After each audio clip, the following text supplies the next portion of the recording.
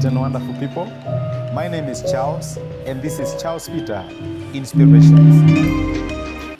Hello and praise the Lord. Another wonderful opportunity that God has given us to share in our daily inspiration.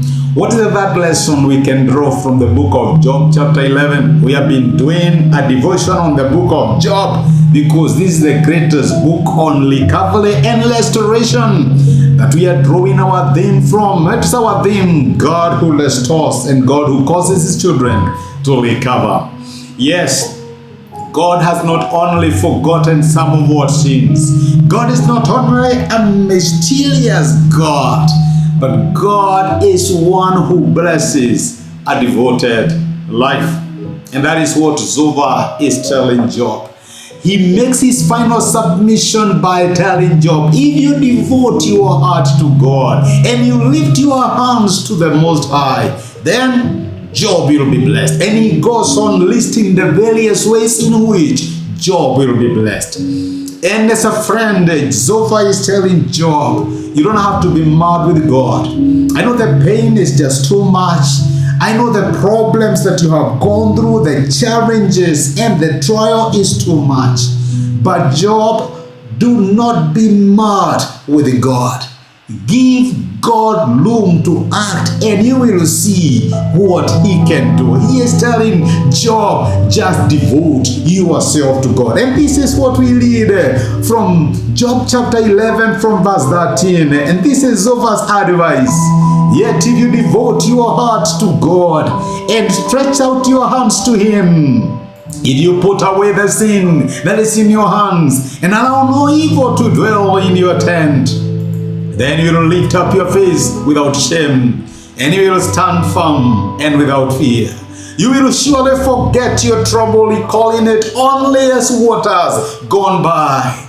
Life will be brighter than noonday, and darkness will become like morning. You will be secure because there is hope, and you look about you and take your rest in safety. He continues, and on he goes. The blessedness of a devoted life.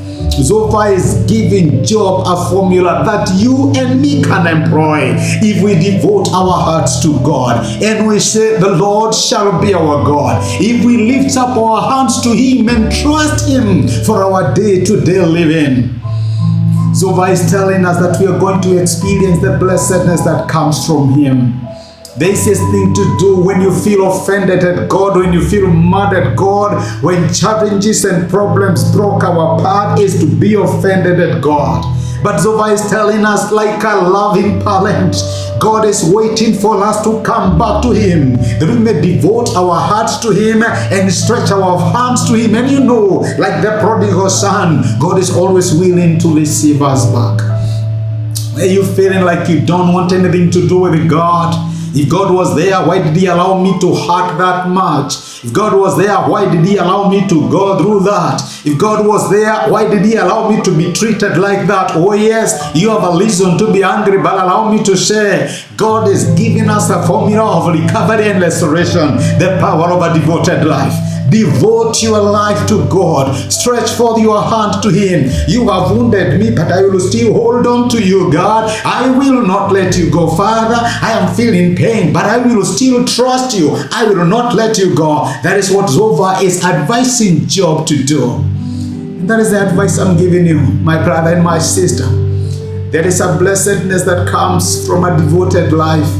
That is not to mean that you will not go through challenges. That is not to mean that you will not go through problems. But even if you go through those problems, you will be sure knowing that God is together with you. God is helping you out. God is not a silent spectator in your pain, but an active participant who is taking you through that pain. That is what Zophar is telling Job. There is assured rest that comes from entrusting your life, your challenges, and your struggles to God.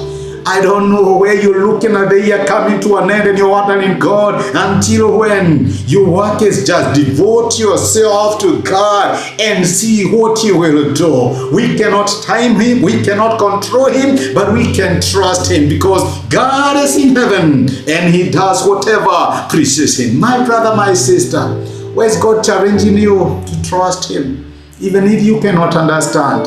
Where is God challenging you to reach out your hands to Him? He will receive you back. He wants, but He also bandages. Reach out to God. You'll be surprised by what He can do.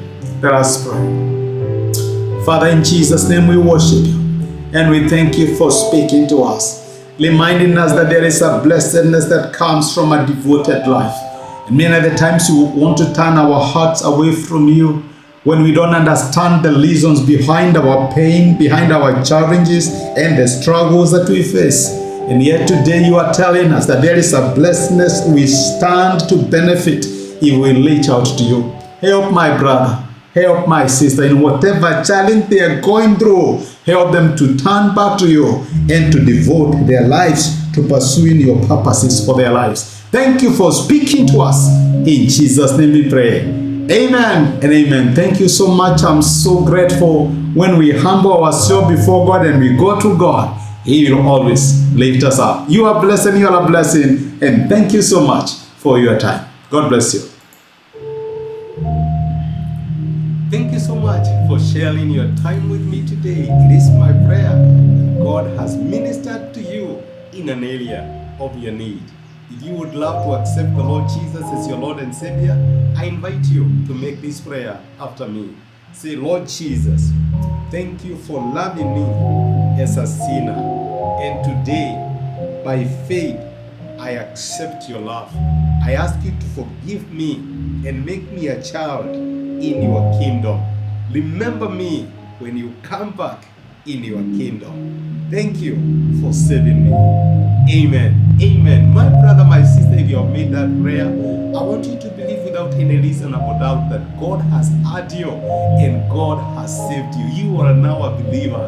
You are a child of God. And it's my prayer that God will continue to show Himself strong on your behalf, even as you grow in your faith. Until next time, God bless you and thank you so much.